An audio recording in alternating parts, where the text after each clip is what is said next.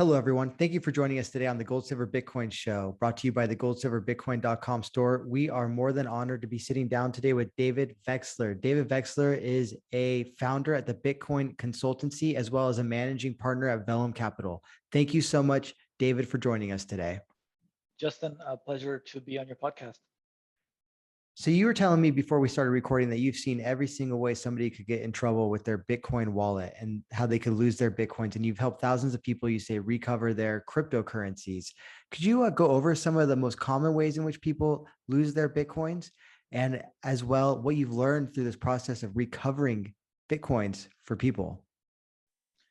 Sure, Justin. So there are so many ways you can get in trouble with crypto. And the basic problem, you might say, with crypto assets is that it's based on a secret. And once the secret leaks, your money is gone and there's nothing that can be done about it, which is different than traditional money, where usually you can try to reverse a bank transfer, or there's something that can be usually done with other forms of money. But with crypto, once the asset is gone, there's absolutely nothing that can be done. It's a hard concept for people to understand and accept.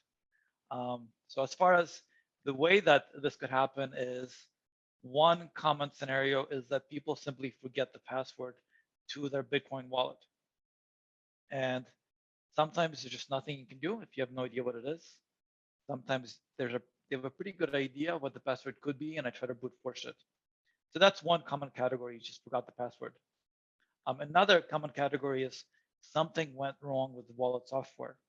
So for example, there's a common wallet called Multibit. It was pretty good on its day, but then it's stopped being supported, and it's hard to get to run on your computer. And so there's just a lot of deprecated Bitcoin wallets. I say Bitcoin, but I mean any crypto asset. And just people need technical support in extracting their keys, loading it in a new wallet. Related to that, people sometimes have hardware that crashes. Your computer crashed, your phone broke, and you just didn't have a backup. Or you maybe have a backup on paper, but you wrote down your 12 seed words and one of the words is missing, or you wrote that down incorrectly. So you have partial data, and I need to recover the rest. I would say those are the most common things I can help with. The things I cannot help you with is if you were scammed. There's usually nothing that can be done.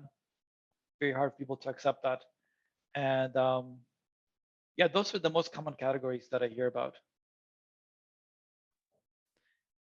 So how many different wallets have deprecated design, and are people not able to easily get running on a laptop? Because I think that as the not your keys, not your Bitcoins movement pushes for, we all want to hold our own keys. We want to hold our Bitcoin and cryptocurrency on a device that we hold securely, that isn't connected to the internet. Generally speaking, is not our daily writers. Now, how can we trust a Bitcoin wallet service to not become deprecated to the point where we then need to come to you in order to help us recover our cryptocurrency? So two things I would say. Now, ideally, I'd like to be out of a job. And to some extent, that has been happening because of BIP39, which is the standard where you have a seed phrase, a list of words that generates your wallet. And that is more or less a universal standard these days, which is much more robust than previous wallet formats. So if you have a list of seed words on paper, as long as you don't lose that piece of paper, you are pretty safe in the sense that even if any particular wallet goes out of business, disappears, you can generally restore your seed words in other wallet applications. And so that has dramatically reduced the problems people run into. And most of my cases come from people that have wallets before the standard was introduced. So for example, if you have the Bitcoin Core wallet, you have a wallet that file can be corrupted. A lot of people don't shut down their Bitcoin Core client. it corrupts the wallet, that file, and they have no backup. That's very common. Or maybe you have the Bitcoin core client, but these days to sync it, you need several hundred gigabytes of space, requires a pretty decent computer, and they just can't manage to sync the Bitcoin client, especially if you're in a country with slow internet. So a point being, modern wallets, as long as you have custody of the wallet, it's not an exchange, it's a custodial wallet, and you have the seed, you are pretty good because it's so cross compatible to have that bit39 seed. It's the older ones where you have a file. And that includes the Bitcoin Core official Bitcoin client, where you often run into trouble. So my suggestion is always use a wallet where you have custody, meaning you have that seed phrase, keep that in a safe place, and you will be good, even if that particular wallet will go out of business or disappear. A safe place, I think it has to be a gun safe, a safe that is resistant to heat. Probably not a safety deposit box.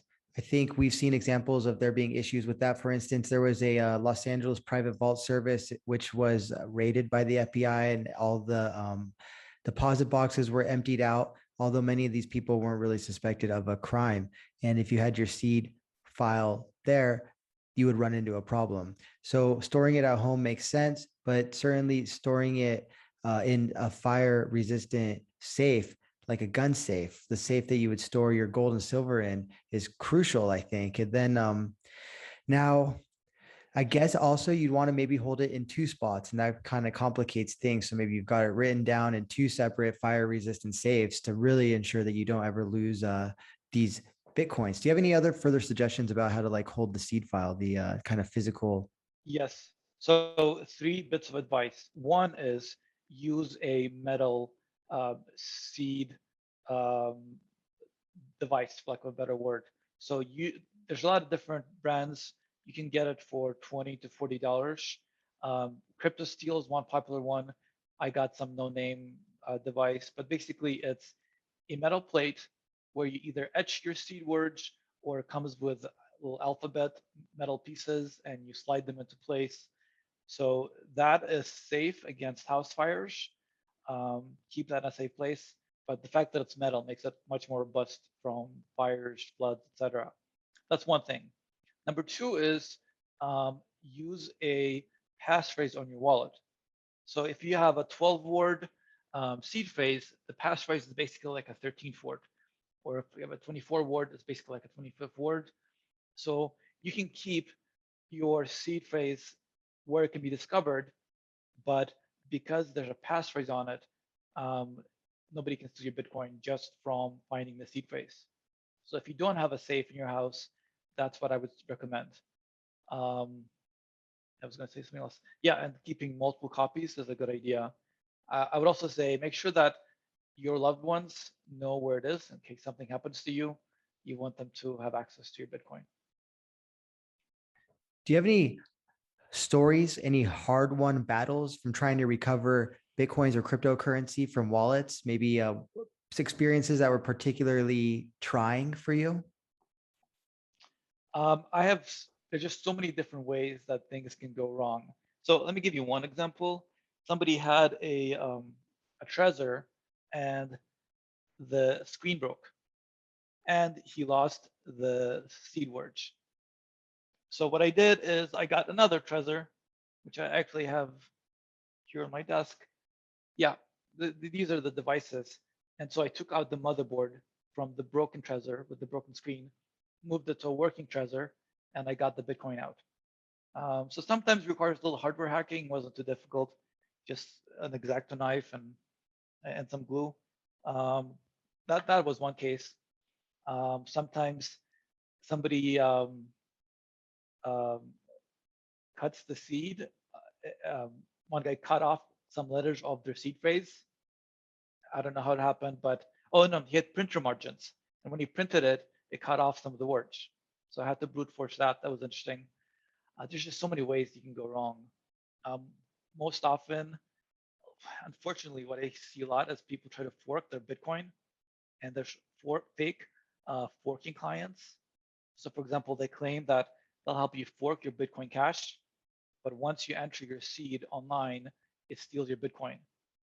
That is very common, which I can't do anything. So yeah, be careful. Never, ever enter your seed phrase into any computer. It should only be entered into your Trezor.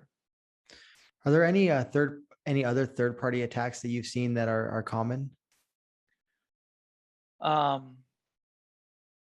Like while you're thinking, for instance, I remember I used to get emails all the time from blockchain.com, although it wasn't blockchain.com. They even were able to like spoof the domain in the emails.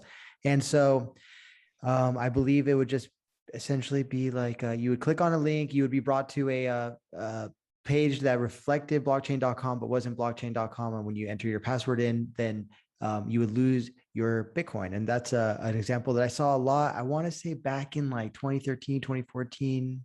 Mm-hmm. So one problem is that people trust Google to give authoritative answers. So a lot of people don't even type in website addresses. They just type in the name into Google.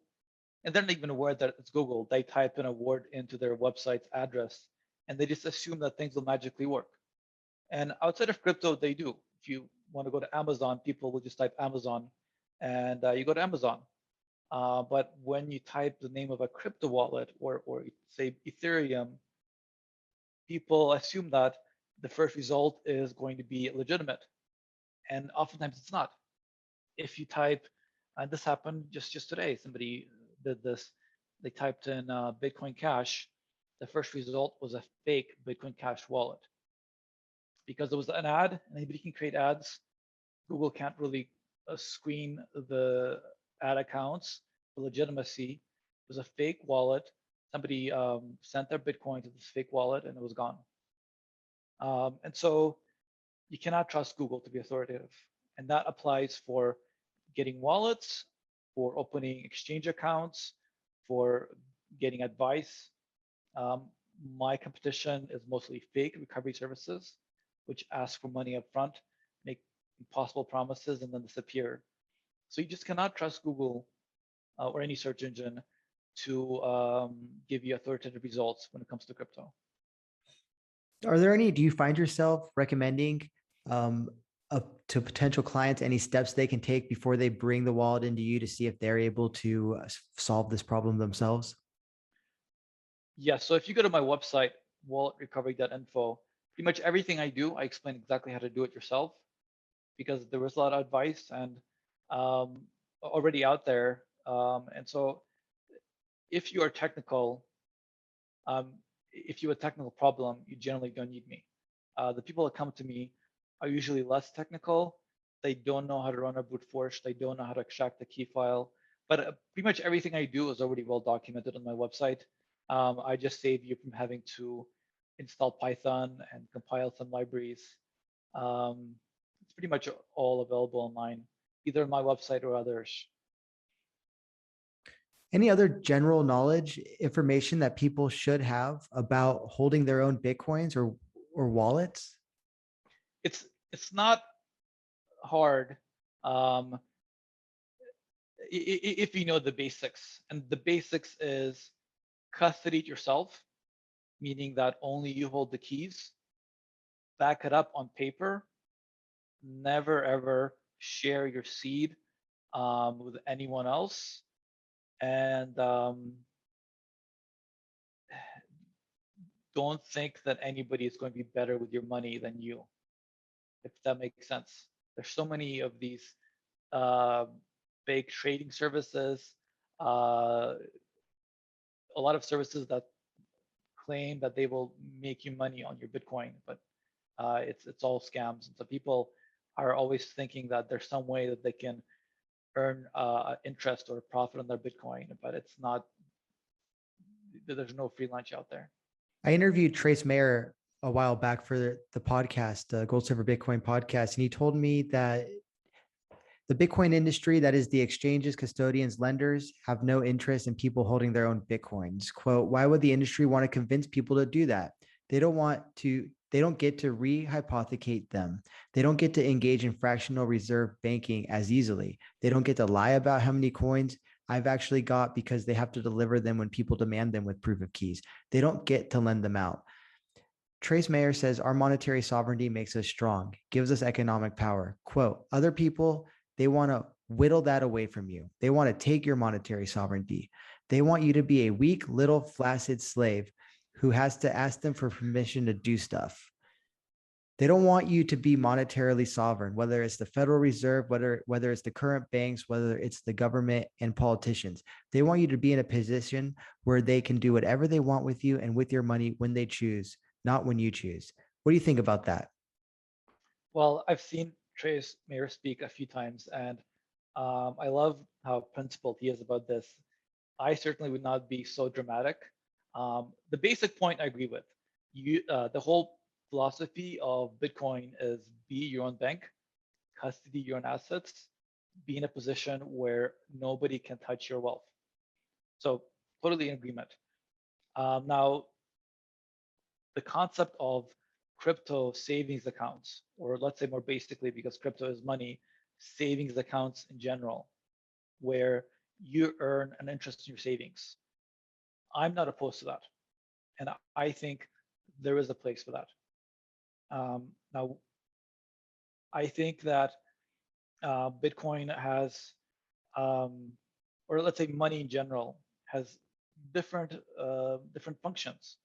And one of those functions is to be able to safeguard your wealth. And to do that, you should definitely keep your wealth in your own custody. So Bitcoin is like gold. It's wealth that nobody should be able to touch. It's yours. Keep that under your custody. Totally agree with Trace there. But also, there's a place to invest in others' enterprises. And a savings account, an interest-bearing savings account, is a perfectly legitimate way to do that. So I'm not opposed to crypto loans. I'm not opposed to rehypothecation where the money supply is increased because it's not 100% reserved in some kind of bank. Now, what portion of your wealth, of your Bitcoin, should be under your custody versus in a savings account? That's difficult to answer. It depends on how risky it is to have that account. And it's different for different people. It really depends on the maturity of our crypto ecosystem. So I don't know that answer, but I think there's a place for both. For those that don't know, proof of keys is a day in which essentially people exercise the ownership of their keys holding their Bitcoin. The proof of keys celebration is all about taking control of your funds. Contrary to popular belief, when you own cryptocurrencies, you never actually own any digital coins. When you purchase cryptos, what you receive are private keys that give you access to the funds you bought. Do you have any other comments, David, on kind of proof of keys, holding your own Bitcoins or wallets? I would just say, not totally on topic, but if you hold Bitcoin more than a trivial amount, definitely have a hardware wallet. I feel nervous whenever there's any kind of crypto that's not on a hardware wallet because I can never trust the computer holding it. So definitely don't trust exchanges, any third party. Don't trust my computer. Hardware wallets, I think, are the most secure way to hold your own keys. That is my main thought on it, and have it on paper. If it's not on paper, then I'm afraid all hardware will eventually break. So that is the only way for me. Why should people not trust their computers? Because I have seen so many ways that computers are compromised. So one common attack vector used to be that on Bitcoin boards, there'd be malicious ads that would exploit undiscovered vulnerabilities in the browser. This is not theoretical. This actually happened to people. So you visit Bitcoin Talk, somebody's running an ad that's actually an exploit. It installs a keylogger in your computer. The keylogger is monitoring what you're typing in your clipboard for private keys. As soon as it sees the private key, sweeps the balance to the attacker's wallet. This is an actual thing that my customers had happen. So and you have no idea that your computer has been compromised. And because it's so lucrative, and it only has to happen once, your entire life savings is gone in a flash. And over the course of a lifetime, there's only one vulnerability that needs to happen for this to happen to you. So there's no way to guarantee that your computer is not infected. So I would not trust it.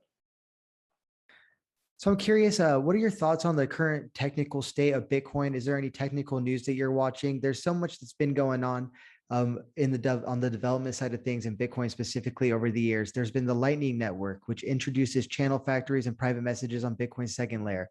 There's Blockstream's atomic swaps on Liquid, a sidechain based settlement network for traders and exchanges.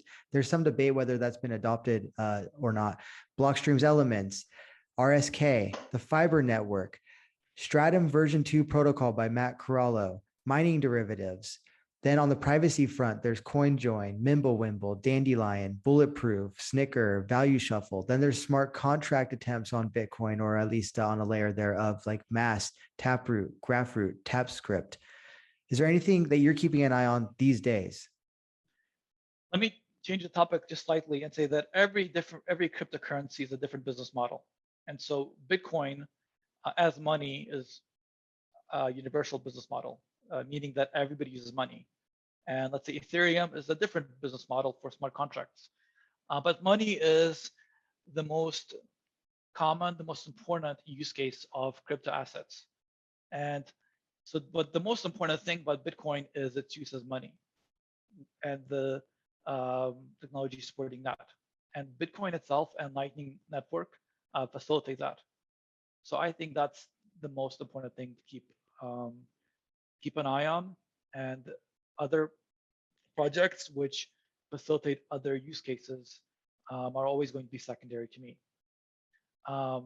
So what I'm keeping an eye on is Bitcoin, Lightning Network, other second layer solutions for making it possible to have Visa level throughput with Bitcoin.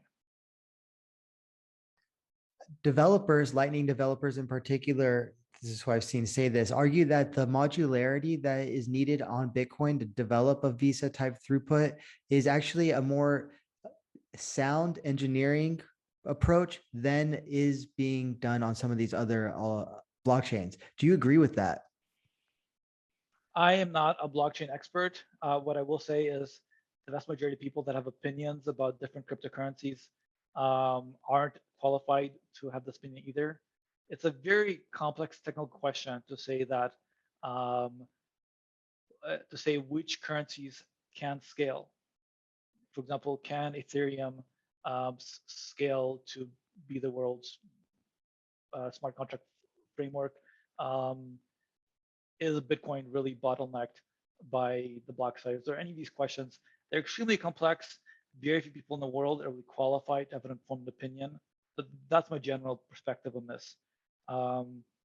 But I think what's important is the network effects drive where the community investment goes, meaning that the market cap of Bitcoin means that the most technical resources are invested in those technologies.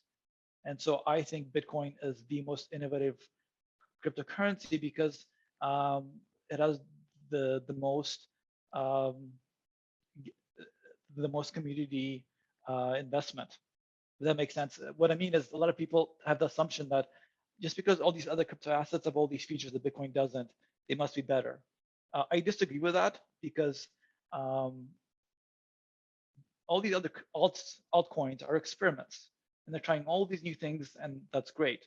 But just the market of Bitcoin means that the largest share of innovation is going to be directed there. And again, I think very few people are qualified to say that which experiments are going to work. I think Lightning Network, Bitcoin's liquid sidechain projects are the most technically impressive to me. And I think that's where I would bet on long term. We've seen them deployed over Twitter. I think now you got the tipping system. You've also got in El Salvador, I think, a lot of Lightning involvement in bringing Bitcoin as a legal tender into El Salvador. There's RSK as well, which is developing smart contracts. There's been some new technologies that have actually launched on RSK as of late. I believe Sovereign's on RSK. Money on Chain is on RSK as well. So could you tell us a little bit more about Lightning? Like, what is Lightning? Why is it significant? It's been a while that the developers have been working to bring it to fruition. And now I think we're really seeing some tangible results. I am not a Lightning expert. Actually, a little off topic. I was making a bunch of Bitcoin transactions today on mainnet, and I was paying under $1 for free transaction. It's you can go for as low as a few cents each if you're not in a hurry. So there's not strong pressure right now to use Lightning, which is great. I think Bitcoin mainnet itself has scaled a lot better than a lot of the critics anticipated, and part of that is the move to new address formats, the native SegWit, aka Bec32 address format, has shrunk transactions to the point where using Bitcoin itself is good enough for most uses. I mean, if you're paying a few cents for each cent, that's enough for most people. In any case, Lightning is a second layer network, which means that you basically freeze some portion of your Bitcoin, and you trade that Bitcoin on a sidechain network, and you have a counterparty that does the same thing. And the transactions on that second layer network, because they don't have to go on the main Bitcoin blockchain, are almost free. So you deposit some of your Bitcoin in a Lightning wallet, and the Lightning network is almost free. It's I don't know, a few Satoshis free any transaction. So I would compare it, to be non-technical, to if you have a credit card, you buy your coffee and your sandwiches over the course of a month, and then periodically you sync up. So that's how I see Lightning. You deposit some amount of Bitcoin on the Lightning sidechain. You trade for some time, and every now and then you sync up with the blockchain. And the only fees you have to pay is the periodic top up of your Lightning wallet. And so that dramatically reduces how many transactions have to go on the main Bitcoin blockchain. And so this is the key innovation that makes it possible for Bitcoin to scale to the entire world, as opposed to other projects, Bitcoin Cash, which believe that you should have everything on the mainnet. Now that's a philosophical disagreement. It's a technical disagreement. I will say it's a very complex technical issues that a lot of people that have taken position on this don't really understand the implications of. What happens if, as an analogy, Visa tried to have every single transaction in one database and everybody that ran a node had to store that on their computer? It's a technical question. People don't really understand it. Anyway, point being, I think second layer networks are the future of cryptocurrencies. Why do you think that? And what do you think the implications are?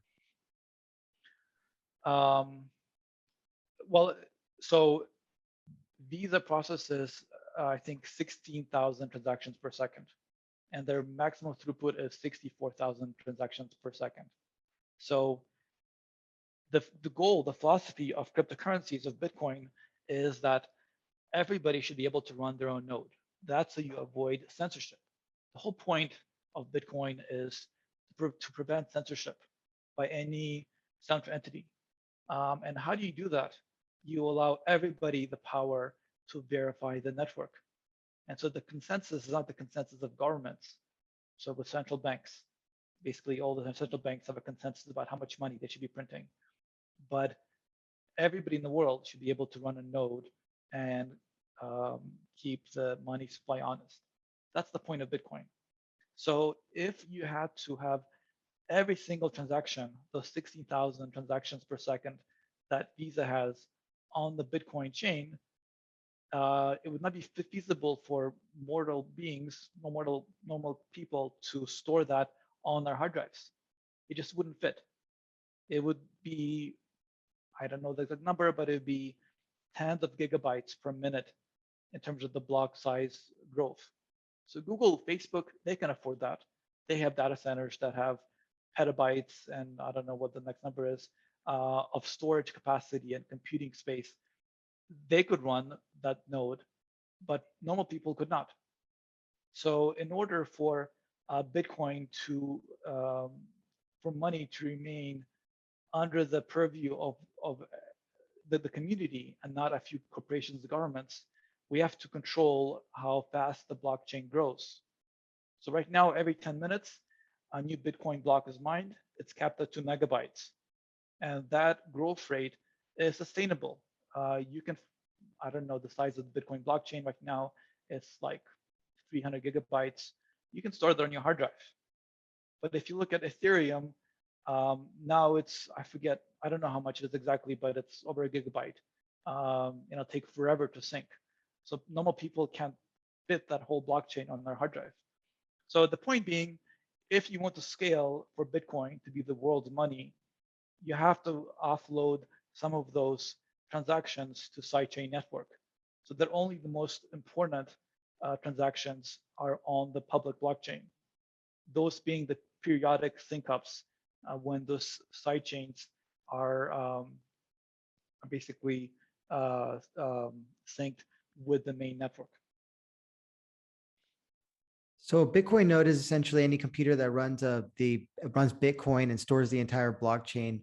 Nodes validate each block and transaction before they get added to the blockchain, which happens across the Bitcoin network, which is peer-to-peer, and each node connects to several other nodes and shares data with those nodes as well. For those who are like curious about running their own Bitcoin node, what suggestions do you have for them? Well, one thing I would say is that nobody has to run the Bitcoin node. To mine Bitcoin, you have to run a full node. If you want your computer to verify that, how can I put it, that each block is legal, you should do that. So what I mean by that is, what is Bitcoin ultimately? It's not software. It's basically a set of laws. It's laws specify a protocol for which transactions are legal. So for example, if you try to say, I own 1 billion Bitcoin that you don't actually own, and broadcast to the network, the network will say, that's not a legal transaction because it was not legally obtained. You didn't mine those Bitcoin, it doesn't have a legitimate source. So the purpose of the Bitcoin network is to say which transactions we accept as legal. To me, that's what Bitcoin is. It's a set of rules about which transactions can be recognized. And what miners do is they pack those transactions together into a block, and they all agree that this block is legal. So that's what Bitcoin is. It's just a protocol, set of rules for what transactions are acceptable. So if you want to be a part of that process, then you should run a full node. But if you trust the community to do that for you, you don't have to run a full node. Now, if you choose a full node, it's very easy. You download the Bitcoin Core wallet and you run it. It'll take a day or a week, depending on how fast your internet is, to sync up, and then you have a full node. And if you run a business on Bitcoin where it's very important that you verify that each transaction is legal, then you should run a full node. For example, if you run a Bitcoin exchange, you should run a full node. But for the vast majority of people, they don't need to do that. I don't recommend it. You just need to make sure that you're connecting to a trusted party that runs the node for you. I'd almost have one as like a shrine in my house with like candles around it. And it's kind of like somewhere you walk over, you talk, you're like, this is my Bitcoin node. It's my artwork. So Philosophical. yeah, for people like Trace Mayer say that to kind of ridicule him a little bit, it's your duty to run a full node, and that's the safest way to store Bitcoin. I don't agree with that. I want Bitcoin to be very easy to get started with. Running a node is a lot more difficult. And it's actually, he says it's the safest way to do it. I think it's less safe because then you're trusting your computer to store the keys. And so I think hardware wallet is the safest way to do it. You don't need to run a full node. So at Vellum Capital, I believe that you participated or helped implement a cryptocurrency security standards-based hardware multi-signature custody protocol. Could you speak a little bit about that? Yes. So if you have a little Bitcoin, so by little, I mean less than a few $1,000,000, you can keep it in a single wallet. And if only you own it, this is fine. Now, if you own Bitcoin as an institution, as a business, this is not acceptable. Now, maybe if you're the sole owner and it's your Bitcoin, that's okay. But if you have multiple partners, generally you want to have some kind of shared custody of Bitcoin. So how do you do that? What you do is you have a multi-signature wallet. So you have, let's say, 3 of these wallets. So I have here 3 different Bitcoin wallets. And what you do is you say, for example, 2 out of these 3 must agree on any decision. That is called the multi-signature wallet. So let's say you have 3 partners in the business, and you can do any kind. You can do 3 out of 5, 5 out of 11, depending on how you want to delegate authority. But the point is, you must have some kind of consensus, a quorum, to authorize each transaction. And the technology for this is pretty good. So the fund does this using Electrum and hardware wallets. So again, all the Bitcoin is stored on hardware wallets, and we have 3 partners, and 2 partners must agree on any transaction to move funds out of our cold storage. So how does this work? Basically, I, as the one partner, initiate a transaction, I sign it, and then I send a partially signed transaction to one of the other 2 partners. So the other partner gets a transaction, he loads it in his wallet, he verifies that it's legitimate, and then he signs it and broadcasts it. So that's called a multi-signature wallet, shared custody of the Bitcoin. And that is how any institution, I think, has to secure their crypto. What brought you to Bitcoin, philosophically speaking? Austrian Economics, for sure. So I worked for a while for the Mises Institute. I also worked for the Foundation of Economic Education. And at the Mises Institute, I learned about Austrian economics and the importance of sound money. And by contrast, the disaster that fiat money has done on the world.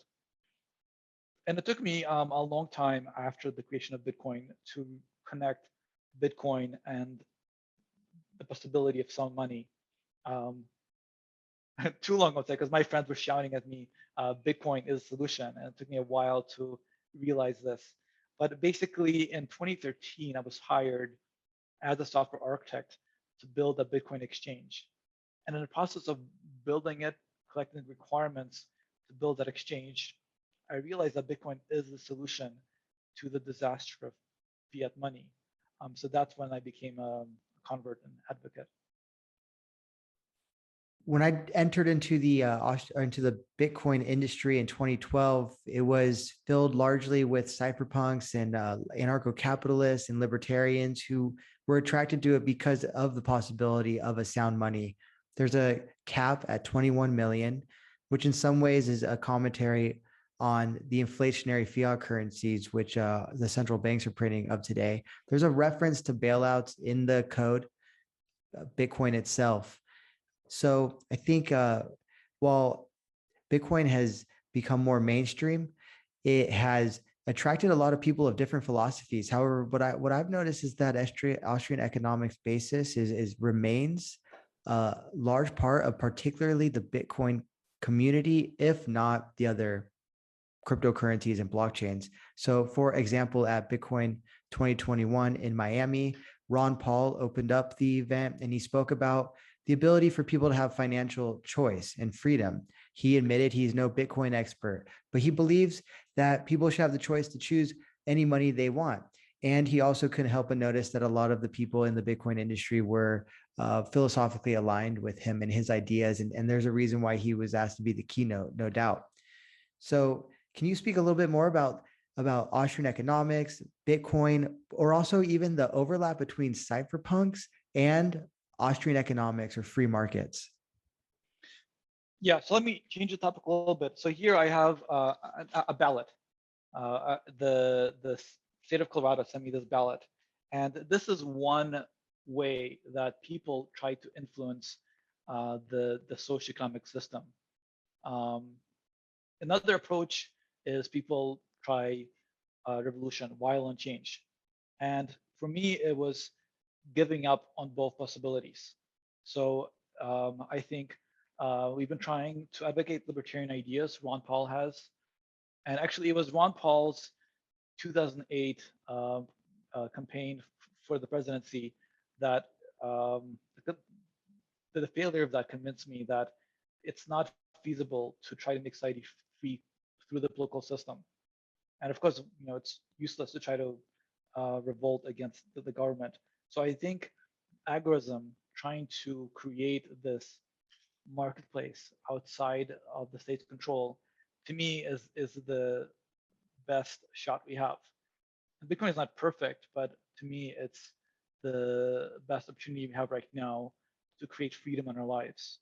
So I'm sorry, it doesn't quite answer your question, but I think that it goes very well with Austrian economics, because Austrian economics is all about recognizing that it is individuals that recognize value, and all value creation is based on local knowledge, as opposed to central planners having some kind of master plan. It is in Austrian economics, it is people that recognize how much value any action creates in their lives, and by trading with each other voluntarily, we create wealth.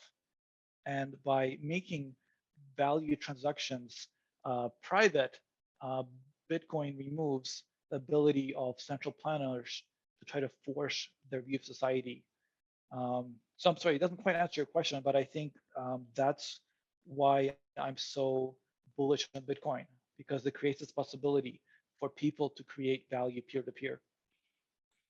Generally speaking, I increasingly find myself as a Bitcoin maximalist. I hope I'm not too toxic on that front. However, I think that it is a solution to a problem that is simple and clear, and it is in use today.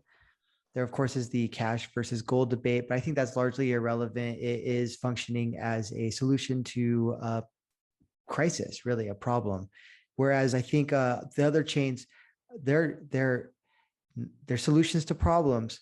However, I like the elegance, simplicity, and of course, the network effect of Bitcoin. However, it is imperfect. So some imperfections that come to mind, for instance, we saw a split during the Bitcoin block size debate.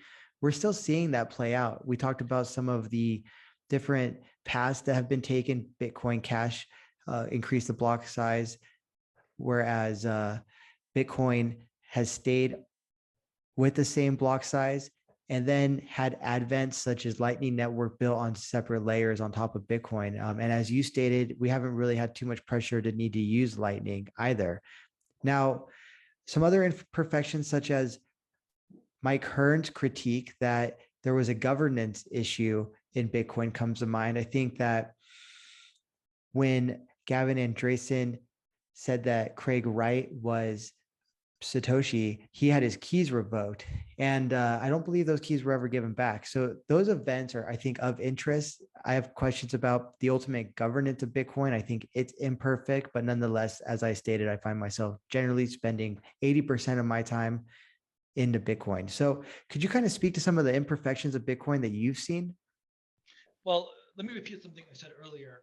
What is a cryptocurrency? It is not software. It is a community. So Bitcoin is a protocol that has the support of a community. Everything else about it is up for debate. And so each coin out there is a community, and all human institutions are imperfect. Bitcoin is certainly no exception. So my point is that what will make Bitcoin succeed or fail is not the software. It's not the underlying technology, because that is not fixed. It will evolve. If somebody some chain masters Mimblewimble, and that is fantastic, nothing is stopping Bitcoin from adopting it. What will make it succeed or fail is the quality of the community. Is it toxic? Is it productive? Are good ideas allowed to rise to the top? And I'm not an expert on that. I'm not, in the core team, but I think Bitcoin, for the most part, has a healthy community, healthy discussion, and ultimately, that's what makes it valuable. That's what makes it worth $1 trillion. Again, I'm not an expert on Bitcoin politics. I think for the most part, they've made smart decision. For the most part, I agree with their decision to limit the block size. It should be 2 megabytes or 4 megabytes. Actually, that's a very technical question, and I dislike how certain people take a stance on that, thinking that it's not necessary to understand the underlying technical dynamics of that decision, because it is very complicated. It's not just a philosophical issue. It is very hard to say how a different block size will affect a lot of complex technical factors that I can get into. But point being is, we ultimately have to trust that they're good people in charge of the community, and trust their decisions. And if we're qualified on to discuss certain aspects of that, certainly we should. But ultimately, I think if Bitcoin has a healthy community, a culture of innovation, there's nothing stopping it from adopting technology from any other chain. Now, furthermore, I will say that money is the most important business case for crypto assets, and it's important for Bitcoin to remain focused on being money and not, let's say, a smart contract platform. And we should stay on mission. So I'm opposed to throwing in features just because we can, because that creates all kinds of risk. Now, I don't advocate that anybody says how much Bitcoin they have, but let's say I have my life savings mostly in Bitcoin. I don't want to risk that by Bitcoin being too experimental. I want the Bitcoin core team to be very safe and cautious with my life savings and not do things where some bug will cause me to lose value. And so in general, I support them being very cautious, moving slowly, letting altcoins try out all these things, and only adopting things after they're thoroughly verified. So for example, again, I'm not an expert, but increasing the block size creates the possibility of fork splits and all kinds of other risks. With my life savings, I want the Bitcoin community to be very safe and only do things once we thoroughly understand the implications. What are you looking forward to in the future of Bitcoin innovation? Are there any hopes that you have for it, technically speaking or philosophically speaking? What are you passionate about? What makes you passionate? What excites you about Bitcoin too? I think the most important thing right now is community adoption, meaning ecosystem growth. So hardware wallets, still way too hard to use. I want everybody to have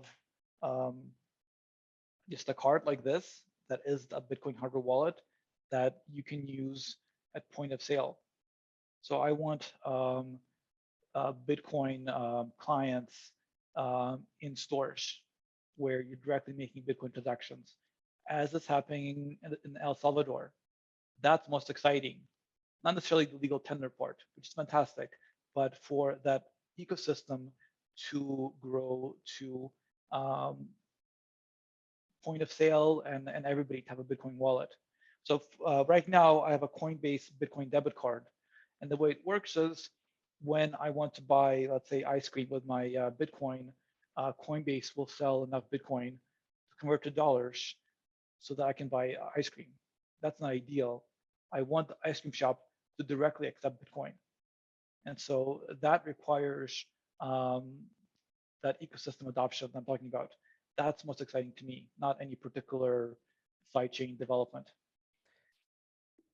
What do you think the path forward towards having clients in all the retail stores, small businesses especially, would excite me is? And how does El Salvador show us the way forward? So my new startup, the Bitcoin Consultancy, one of my key services will be working with businesses to accept Bitcoin at point of sale. We need more people. I mean, not to uh, uh, push my own service too much, but we need more people to be working with businesses to integrate Bitcoin into their shops, and to denominate assets in Bitcoin as well as use dollars. Because ultimately the goal should be that you no longer have to convert to dollars, that everybody understands how much things are worth nominated in Bitcoin. So in El Salvador, because I don't expect the US government to ever have Bitcoin as legal tender unless the dollar is totally collapsed. But I think what's exciting is that everybody has a personal Bitcoin wallet. They're able to easily convert dollars to Bitcoin, and shops also have a Bitcoin wallet. And so that adoption at point of sale and by consumers, that's what's most exciting to me. And it requires no new technologies, right? We already have Lightning Network. It's already ready for that mass adoption.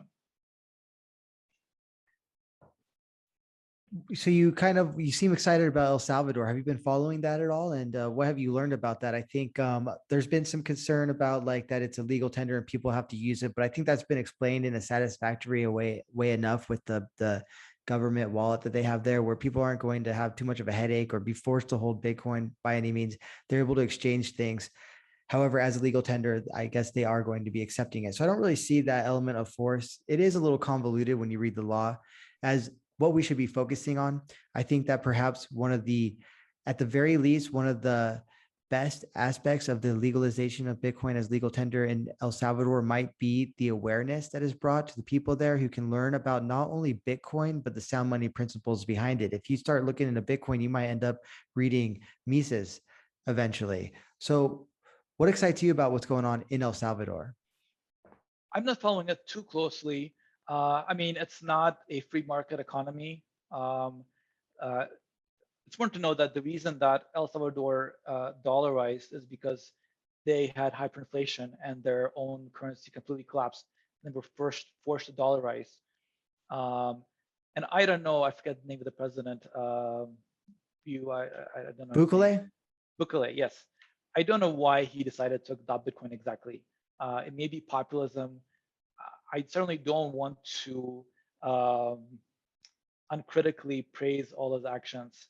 Uh, yes, it's absolutely bullish for Bitcoin that they're adopting his legal tender. Definitely a positive development.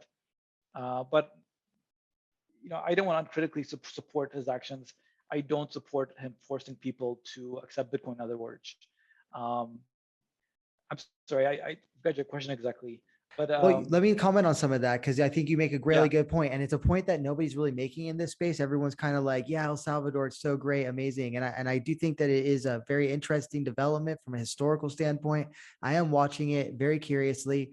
It was so interesting how the IMF didn't support him for whatever reason, but that happened, and we were able to see kind of how that played out, and maybe watch it play out in the future. But I think when you look at some of his policies over the last year and a half, like during the COVID, I think he had one of the most strict lockdowns in the world. And that certainly is something that is deserving of critique, in my opinion. And I don't want to assume that he was playing 4D chess and he did a lockdown in order to take out the gang members or something like that. From my perspective, he took the actions of a tyrant.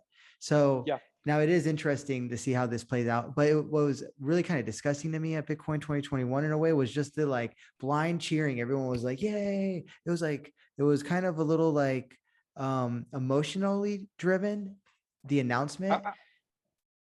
Yeah, I don't think that everything that's bullish for Bitcoin is a good development, right? So I'm in this for the long term, and there may be a lot of events that happen that increase the Bitcoin price that I will be opposed to.